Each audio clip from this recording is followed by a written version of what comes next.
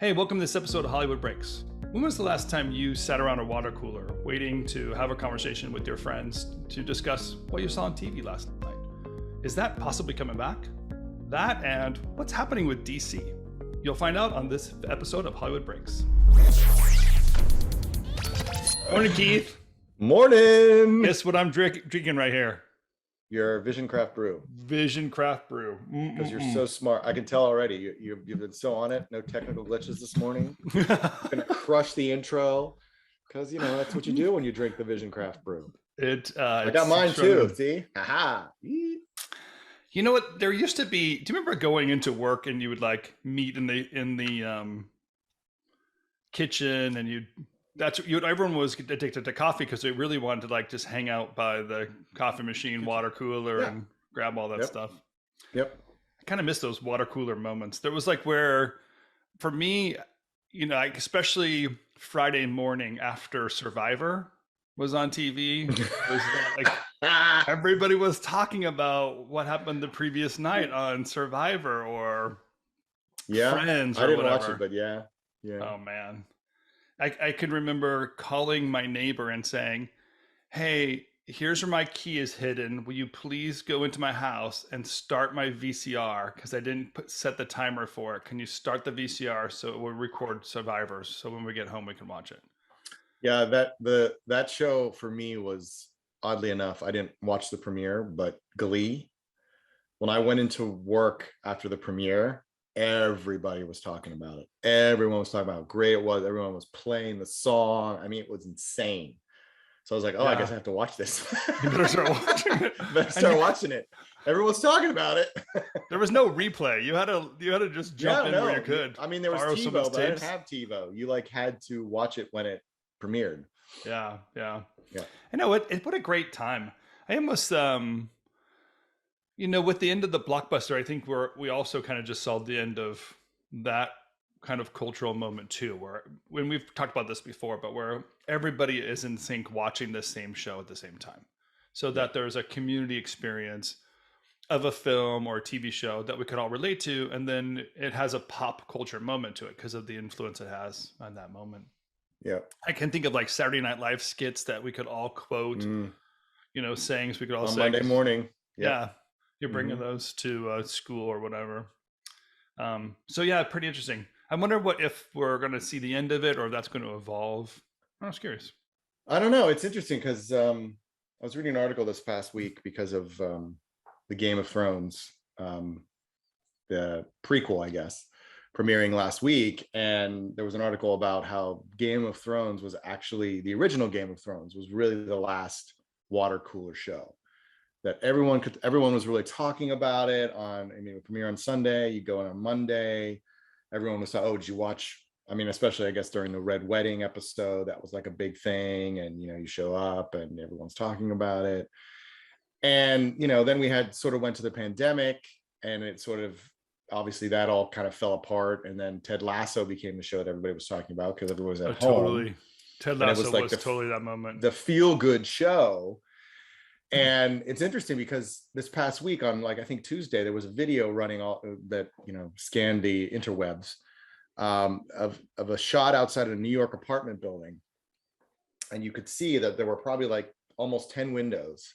They were all watching the Game of Thrones because the lights were all, you could see they all had their lights off. And you could see where the lights were going, going up, going down, because they were all watching the same episode, which is kind of cool. Yeah. Because it kind of reminds, similar to what we were talking about last week, sort of the loss of a communal moment in terms of, being in a theater and, having that experience of waiting in line, as annoying as it was, it still felt like a communal moment. I guess this is the 21st century, communal moment where everyone's in their apartments by themselves, watching and maybe tweeting about it, and maybe that's how they interact. That's elevator talk instead of water cooler talk. Yeah. It's when you get in the elevator, you say did you watch Game of Thrones last night? And that in that building specifically, they would totally be. They totally would be, because I'm sure they're all oh my god, that's my building. Oh, 2 orders down, I know who that is. I'm gonna go talk. I'm gonna go watch it with him. Right. Then there's just one big screen instead of it's just gonna be one big screen. Yeah, it's gonna be one of the apartments is gonna be watching it, not 10 of them. Ted Lasso was totally that moment a couple years ago where we were all analyzing it, no matter what call I was on, and it didn't matter what episode you were on. We were basically discussing, why do we like this so much? What's so amazing Mhm. about this and fun? And the characters were quirky, and most of Well, the I think it actors was. were completely unknown actors. So just to appreciate even a Well, I think cast it of was because it people. was, we would be watching TV. You're watching TV, and it's like, okay, here, this city's shutting down, this city's shutting down. This is the latest on the relief bill, and these people are having trouble getting their unemployment process. I mean, it was just one depressing thing after another. Kids are at home, depressed, not able to go to school. And then there was Ted Lasso, which was just so positive and not negative. And he was, Ted kind of embodied sort of what we all needed at that moment, which was sort of this Yeah. positive guy who's not negative. He's surrounded by all these cynics who are just jaded and have chips on their shoulder. And he's just this guy who shows up like, hey, life's great. I'm a high school football or college football coach who landed this huge gig, and I'm going to make the best of it. And, it was just him and his buddy in a brand new city. And I think it was like a tonic, like a warm cup of milk that Yeah. we kind of all And, needed in sort and of that a way it time was of just worth talking about. complete If otherwise we were talking about the other word we were using is COVID or pandemic and every other thing. pandemic. So it was the one we could use Or different Fauci. words. Yeah. And I think you're right. I think their Game of Thrones. I wasn't part of the wave of people that were working up to that last episode of Game of Thrones, but there was definitely a gigantic cultural moment for the end of Oh yeah, the, well, I mean, the when series. I was at that former company that you and I used to work at, we that was one of like we were I was working on the promos for the last season. And everybody in the office, every time we got a new bit of footage, was like, "Oh, I want to see it! I want to see it! I want to see it!" Because they wanted to see if there's anything new in there that they hadn't seen yet. We usually only got stuff that had already aired, but every now and then we'd get something that was only just like releasing that day, and they may not have seen it yet. So, I mean, Yeah. it was definitely one of those moments where everybody in the office was always talking about it. We had in one of those lunch counters, and everyone would just sort of hang out on Monday mornings and just talk about Game of Thrones. Yeah. I mean, I think that's the end of that. I don't know if we'll be able to describe it to a generation who didn't have those moments. The Yeah, especially a generation that would spend half of their entertainment time in a video game. They can all appreciate solving a certain problem and share the results. I think that the whole Twitch effect is watching people play the game in order to share yeah, the gaming experience. But it's still very spread out. I mean, the yeah. media diaspora is just way too wide to really kind of find those specific moments. It'd be great if this new Game of Thrones has a little bit of a hit. I always like when media crosses over to pop culture. It's like a fun moment. It is. I mean, it's nice when it happens, and it gives us something communal to talk about without spitting fire at each other. Which Yeah, those moments are so few and far between that it's nice to have. Because everything has become so politicized, I guess, over the course of the last 3 or 4 years. You can't even watch a football game anymore without some semblance of a political event coming up or something. And that used to be the one thing we all had in common. And that kind of, I mean, it's getting better. It's returning sort of, things are sort of starting to stabilize in that realm. But the pop culture moment was still the thing that we always sort of could watch. And there was never real, I think that's why, Stranger Things was always such a big deal because it was so like it was political, but it was something we all agreed like, yeah, the Russians bad. Like we all sort of now yeah, agree yeah, on that. Like yeah. the Soviets were bad in the 80s. So we got like there's an agreement now. And so there's no like arguing over like, well, none of that. So it's like it's an easy show. And then Game of Thrones in prequel is very much a sort of it's a family drama, basically. It's Shakespearean, it's a Greek tragedy. Oh, here we go. Someone's gonna wanna play the chess game to become the heir to the throne. I mean, it's all something. It speaks to sort of the myth loving that's sort of ingrained in us as a human species. Yeah, I think maybe some of what we process of how Marvel has played itself out, how Star Wars played itself out. We don't really know where our teeth are going to be hooked into next to appreciate. Although it's Mhm. interesting, I I went to another movie recently, and Maverick is still in my local theater. Maverick is still taking over one of those theaters on a daily basis. Oh yeah. So clearly, Maverick has played its hands well, and everyone could at least have seen it one time. As is Elvis now, which is now Baz Luhrmann's highest grossing pick ever. Yeah, I So loved I mean, Elvis. everyone thought great. Elvis was going to be a total. Oh, I don't think people are going to come see that, and it's like a huge hit. And apparently, on Twitter, someone was saying they went this week, and the theater was still full. Yeah, so there you go. I will totally see. I'll see Elvis. I think my family, some of my family, has seen it 3 times. Wow. Elvis. Yeah, it is. It's just such a great film in all of its ways. The directing, the experience, the way the effects are made, the story blends together. You know, the actual storyline is one we already know, but I think we're relating to Elvis in a different way, you know, in the movie. So there is, you know, there's kind of like these hits, I guess. We call it a hit in that everyone has seen it and can relate to it. But pop culture, I think, is the water cooler moment that happens. And some of the end of the era we're seeing is going to shift into just something else, something new. I think that's exciting. It's pretty interesting. You know, I want to ask you another question, because I was wondering about this as the over the last couple of weeks. You know, what happens to the Batgirl film? What happens to a film when it's been killed? Is it never dragged out later on and re-edited, or like what's happening right now with the movie? Well, what they're doing right now with the movie is they've been screening it for cast and crew, just so you know, because I understand that having worked on a film on set, anytime you see footage is an exciting moment. I remember my first day on Van Helsing, excuse me, which is a Hugh Jackman movie. I was getting a tour, and I went to the commissary tent, which, because we were shooting over at the Howard Hughes Spruce Goose hangars, which is now where Google is in Silicon Beach and Playa del Rey, for those of you who do not live in LA.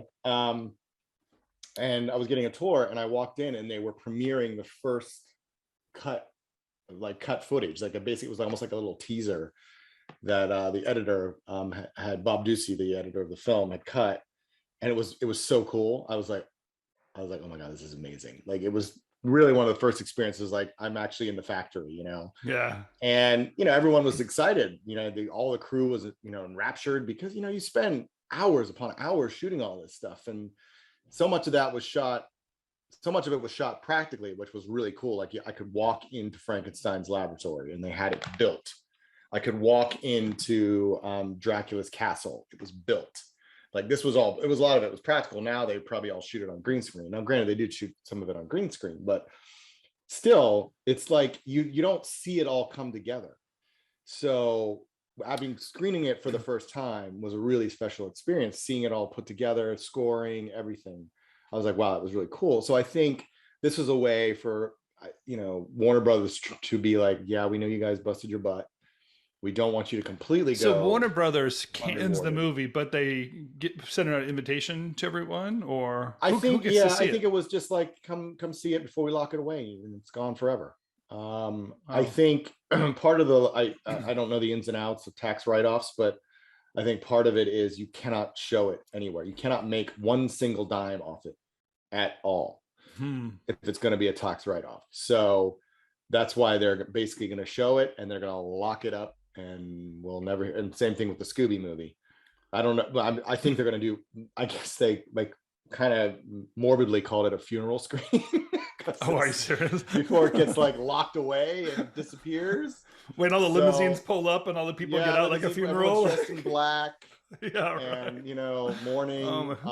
It's singing a few hymns after it's wrapped. Yeah, right. But so I guess that's what's happened. I mean, I completely understand why people would want to see it. I've been there, and I know what it's like, having been there upon out, you know, some 14, 15, 16-hour days on set, and, you know, to have your work not actually see the finished product. Now, I don't know how much of it's finished, I don't know. Yeah, right. There's probably temp score. If some of the visual effects are probably temp, not, or what they call CBBs. Is there Could be so better. there's not a specific edit? They don't like say let's edit it for the screening and get it done. Like when they pull the I don't think rug. so, because from what I understand is the directors didn't have any access to the footage. The servers had all been wiped. Once they made a decision, they wiped the server so that no one could have access to the footage and potentially leak it or anything like that. So I think it was basically what was screened, because they had done a few screenings, and obviously the results were not great, and that was part of the reason why they pulled the picture. So I think it was sort of like, we'll just show this to the because cast and crew, they don't typically go to test screenings. It's just usually the producers, the studio execs, and maybe the director, obviously, and probably the editor, because the editor usually drops off the cut. So that's it. So the rest of the all the the PAs, the sound guys, the loaders, none of those guys, the grips, they don't get to see it. So I think it was sort of like here's a look at what you guys did. Unfortunately, we can't release it, but you can. So they won't pull it out later. If DC gets their legs underneath them, they won't say, "Hey." Once they get that tax write-off, it's a done deal. It's gone. We'll never be seen. It has to be gone. Really, it's not. This isn't like the Disney vault back in the early '90s. We're like, catch it before it goes back in the vault. But this is going in the vault and it's not coming back out. Wow, interesting. Yeah. So no matter what happens with DC from this point on, no matter who takes it over or what. It doesn't matter. It's gone. And it's interesting that you bring up who takes over, because that's the latest gossip scuttlebutt in Hollywood, is who the next Kevin Feige for DC will be. Is that what the title's going to be? The Kevin Feige position? That's what they're calling it. That's what Zaslav said. I think he said it on the earnings call. He said, "I'm looking for my Kevin Feige." And supposedly, good for Kevin Feige. Kevin Feige should have he's got a rep. Although I will say this, it's interesting.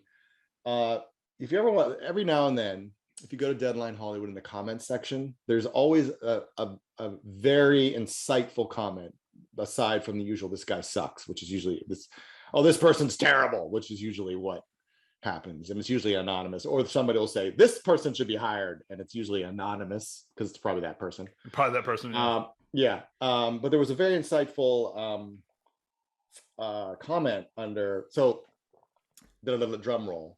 Dan Lin is supposedly the guy who's in pole position to take the lead at DC. He is a well-regarded producer. He has done films from the Lego movies to the live-action Aladdin. He's well-regarded. Apparently, Alan Horn loves him. So that may be part of the reason why he's in the mix, because Alan Horn is obviously now a consigliere at Warner Brothers and is in Zaslav's ear. But what's interesting is the comment and Deadline said, that's all great. Kevin Feige's awesome. He's got good taste, but you can't forget all the people that are below him, like Louis Esposito, Victoria Alonso, all these people who are, and not to mention all the junior execs who are busting their butts to churn out all this stuff, have been with Kevin pretty much since the beginning. And there's a lot more to it than that. So just finding one figurehead is not enough.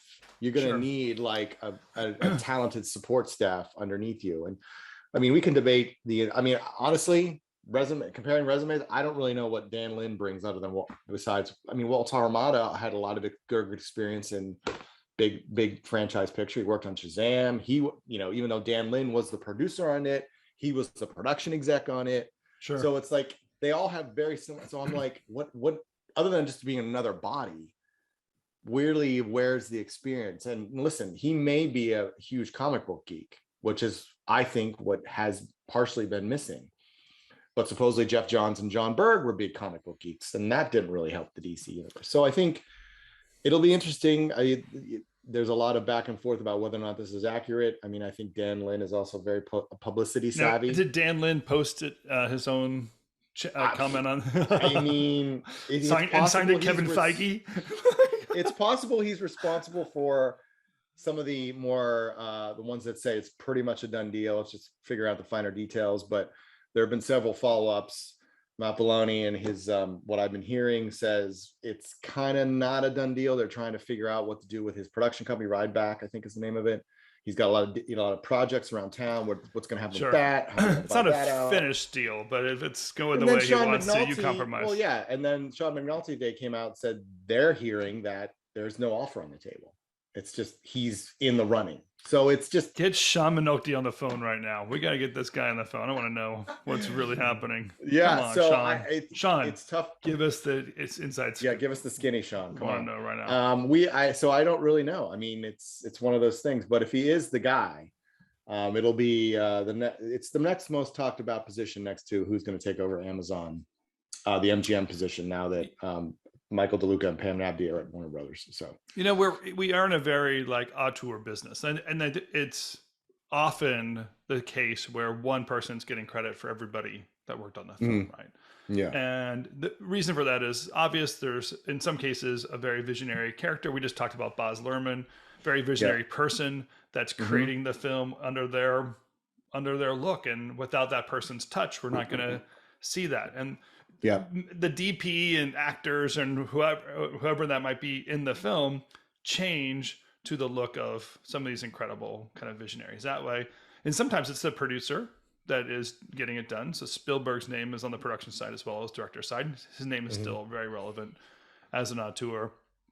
So you can understand where when trying to build this universe, Kevin Feige is like the prima donna right now of universe building or universe overseeing because of his long run with Marvel. And to almost want that position for your own comic book line, Warner Brothers, is an interesting, like obvious, that's an obvious play. But I'm almost curious of, should you, the way we see things and are processing things is recognizing the Marvel years are over. It's not, it's already evolved into the next phase. So are you chasing something from the past? Are you building something in the future? Yeah. And hopefully the thought process here is recognizing, hey, if we're going to bury Batgirl, we should probably imagine what all the possibilities are on the other side of this equation than trying to chase something or build something that might have come gone. Yeah. It's ironic you bring that up because what Zaslav had said in the earnings call when they were talking about Batgirl was like, we have a 10-year plan. We're starting from scratch. Really? I feel like that's kind of been the ongoing process. Like everyone looked at what Marvel did with their phase 1 through 4, I think it was, and it was like, that was brilliant. It was absolutely brilliant. It was brilliantly executed. It was largely because Kevin Feige was a comic book geek and he knew the Marvel universe. He respected the Marvel universe. He respected the mythology, and he found people to direct the movies who respected the mythology.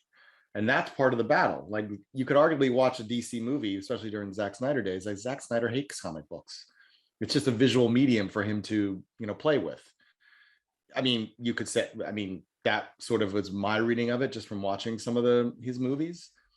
But the flip side of it is, to your point, Tim, that that was a one in a million shot, and it worked beautifully. Yeah. Now they got to figure out where they go from here. And I think that's what they're trying to figure out, because that was all movies. Those first phases were all movies. Now they got shows they got to worry about, and quality's starting to dip, and there's concern about the quality. And so these are all conversations they have. The platform has changed, the medium has changed. The theaters aren't doing what they used to do, and the crowds aren't as curious as they used to be. And if I just saw, like, the zeitgeist is out, you know what I mean? So if I just saw another person building another universe, I would only simply compare it. Game of Thrones or whatever. I mean, Game of Thrones, Lord of the Rings, whatever is coming out, just compare it to the other universes that are out there. Even the Star Wars universe, I feel, is second fiddle to the Marvel universe. And Star Wars, in a lot of ways, a very original, the big story that we've lived our whole life. Yeah, but at the timing of it, just felt like, they basically figured out universe building, so they're going to leverage Star Wars the same way. I think it's a great point about Star Wars. We haven't seen a movie in, when was the last Skywalker? 2 years ago, and I don't know of anything that's coming out anytime soon. I mean, they've been focused more on the shows, which isn't necessarily a bad idea because the movies were middling in quality, so it's definitely worthwhile to take a step back there. But it's interesting, and I think this is the big question, like where does DC go from here? Like, Marvel is now dabbling into the multiverse, which is something that DC actually started earlier with their shows on the CW, which they did a lot of different versions. They had like one show where they had 3 Supermans show up. Yeah, right. DC was doing that before Marvel got into it. So maybe they're going to lean into that more. They really just have to figure out what they're doing, and mimicking Marvel at this point is not going to be a winning strategy. Yeah. They just got to figure out how everything is going to tie together. They had initially committed to, none of these movies are going to be related after the disaster of the first Justice League. Everyone's like, okay, none of these movies are going to be related. We're just going to make one-offs, and they're all going to be in their own universe, and maybe we'll make something that ties them together. That was the strategy. And then, it switched to, okay, now we're going to start making movies for HBO Max too. And it's all a matter of what's coming from the parent company. And Kevin Feige benefited from the fact that when Bob Iger bought Marvel, and once eventually Kevin Feige was able to report into Alan Horn, and Ike Perlmutter was sort of pushed off to the side, he was given carte blanche. It's like, you do what you need to do. Sure. We're here if you need us. That's not what's happening at Warner Brothers. They just have to, Zaslav has to figure out who his guy is and say, okay, you go. Keep me up abreast. But I don't know if that's how Zaslav operates, because he's got so much debt to pay down. He needs to get the company prepped for a sale, which is arguably probably what's going to happen. So there's a lot more going on, and they just have to sort of suss it all out. Here's my prediction, right? One is, I think we're going to have to see some buildup of original content, original scripts, original ideas. You could argue that Top Gun is original, and therefore even Maverick's play is still within an original timeline. It's not the Maverick universe, although I'm afraid it might become. So I got to be careful. Well, after this, you don't think Glenn Powell is sitting there, rallying for his movie? That guy's everywhere. He's definitely rallying for his own movie. Oh my gosh! Of course. The Maverick universe, that's what we need. But to be universe building everything, I don't know if it's as relevant as to kind of like finding story and appreciating story, and knowing that maybe I don't have to track 8 different characters' lifespan over my entire lifespan again. Maybe Marvel has done its part for that generation, and we just need to wait 15 more years before the next kind of thing pops in. Before we reboot the Avengers. Yes, films with a couple of sequels is not bad. Like, we can kind of live back in those days, but not to build universes around it. But I also feel like the theaters are asking for something different, and the next gold rush is going to be what belongs in a theater, and that theatrical release opportunity, because if theaters really are saying we don't have enough content, and Elvis is killing it, which it should, but Elvis is killing it, Maverick's still in the theater, that means there's no competition coming and wiping them out 2 weeks later. And we were so used to that over the last 10 years, 15 years, is you had a 2-week run because the next gigantic film was coming in right afterward. Right. So there's this obviously a lull of filmmaking over a 2-year period leaves a deficit also. So there's going to be somewhat of a little boom right there.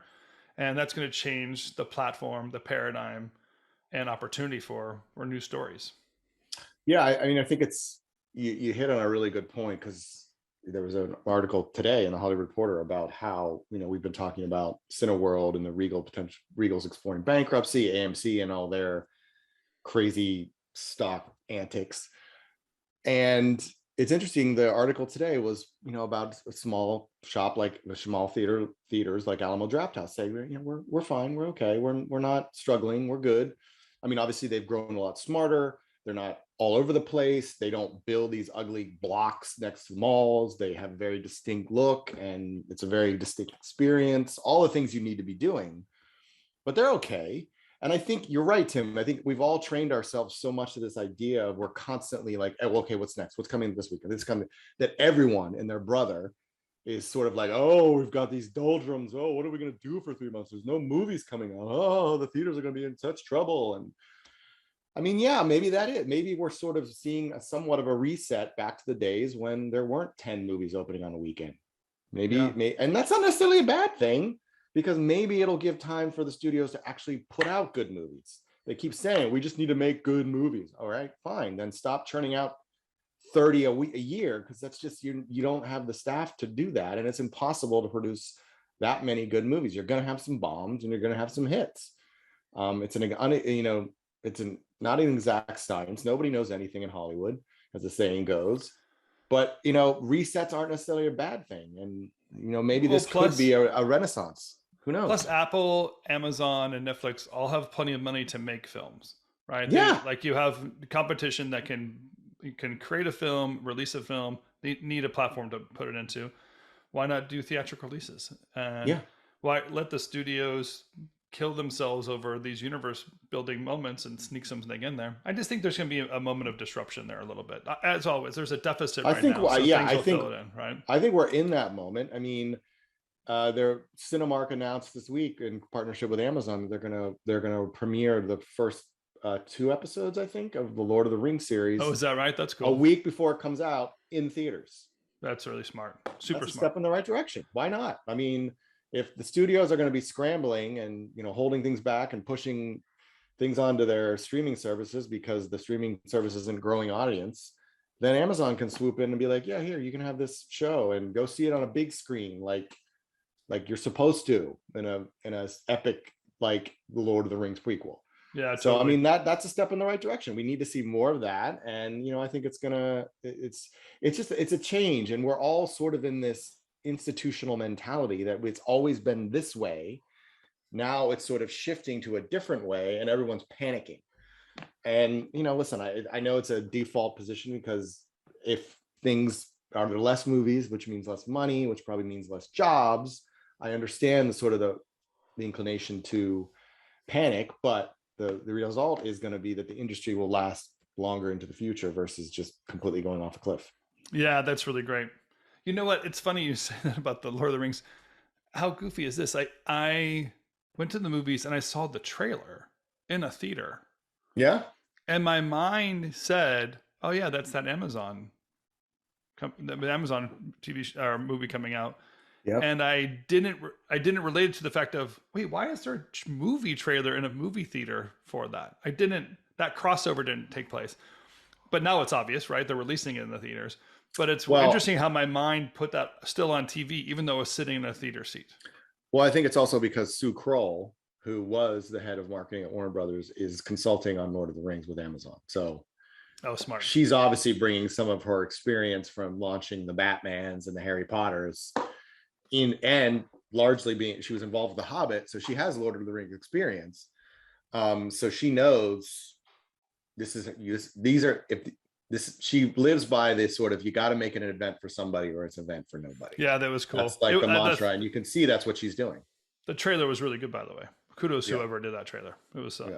I want to see it now because I was like, oh, Amazon show. Oh, maybe I'll watch it when they're all done. I'll watch them in a row or whatever. Yeah, you'll binge it. But after the trailer, it made me think, oh, it's coming up. Well, I got to make sure I watch that. Yeah, there you go. Hey, I know you're traveling this week, my friend. You have safe travels. I am. Hope all is well with. Thank you. With your returning back to regular life. Regular life, yeah. Leaving the heavenly dreamland and heading back to the hard scrabble real world. So I can see it. I'll be much more haggard when we return, because I'll be back in Philadelphia, and I could tell you already packed your suitcase because you took the last out of what was left in the dirty clothes hamper. What's left in the dirty clothes bin? Yeah, we're clean. I apologize for my garb. I know I gave my hair and makeup people the weekday off, and we're packing up the house. So obviously, I scrambled over here to record because I'm in the midst of cleaning out everything. So we'll forgive you this time. Me in this garb. I appreciate that, Tim. Thanks. All right, safe travels. We'll talk to you later. Thank you. See you next week.